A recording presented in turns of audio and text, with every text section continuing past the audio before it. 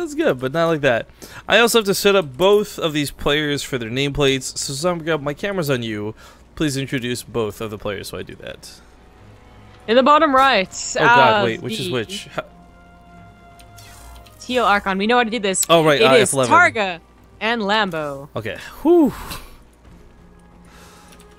In the top left, as the red Zerg, it's Dimaga and Slivko.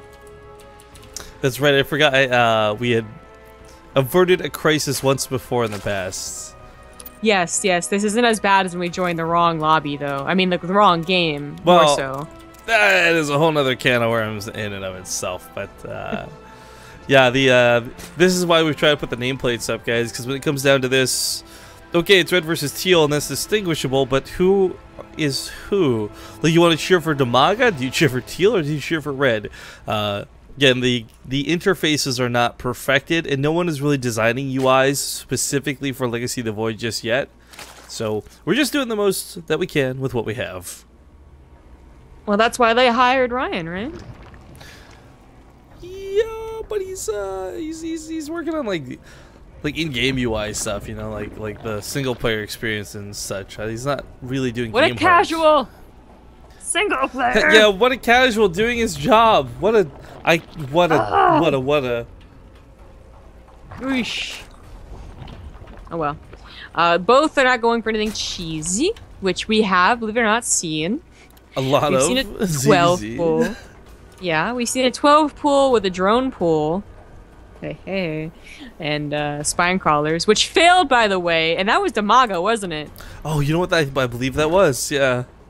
Yeah. He's like, let me do it. Just let me bring a drone. And Lambo, or sorry, Slivko's like, no, don't do it, Dimaga. I will hold you down and beat you if you. I will literally set you on fire if you put spine crawlers in their base. Okay, well that's a little extreme. I think his muscles are big enough they just have to beat him. Oh, okay, sure. Yeah. I was waiting to see a drone, you know, like all the drones stuttering back and forth, like when you try and take an SCV away from me. I needed Tommy Grub. Just now. It's like the biggest waste of APM too when we do those fights, because it's like just clicking over one stupid unit. You're taking away so many minerals from the early game, Rifkin. You just don't understand. You're not a macro player. I'm just kidding.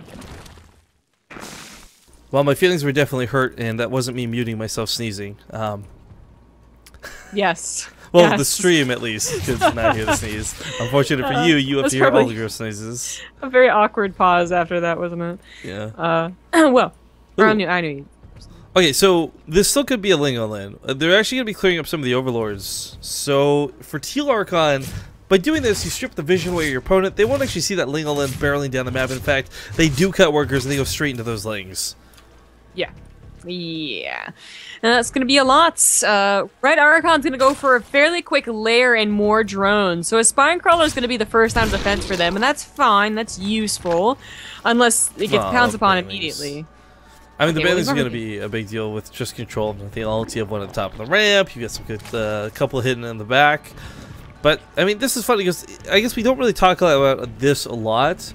This is still kind of standard Lingoland timing. It's just instead of 5.5 minutes, it's 3.5 minutes because this is the real-time clock and not the Swarm one.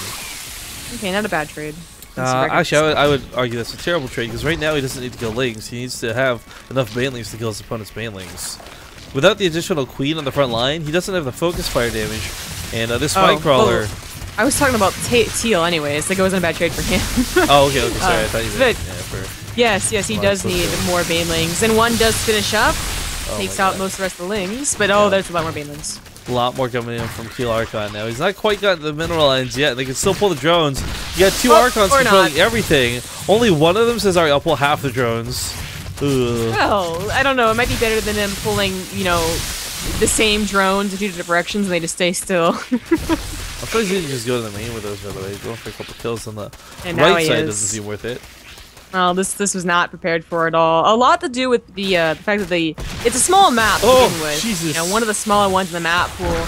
But also the first overload was taken out, so before they really recognized what was happening, the attack was already there. Yeah. I feel like we're watching these splits too. I feel it's like Dimaga's like, alright, I'll get the left, you get the right, and both times they leave just units in the center.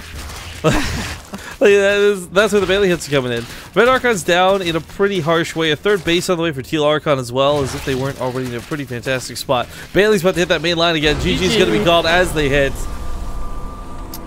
And we actually got a sub timed out perfectly for the end of that game. Mooey M4L, thank you for subscribing to the channel.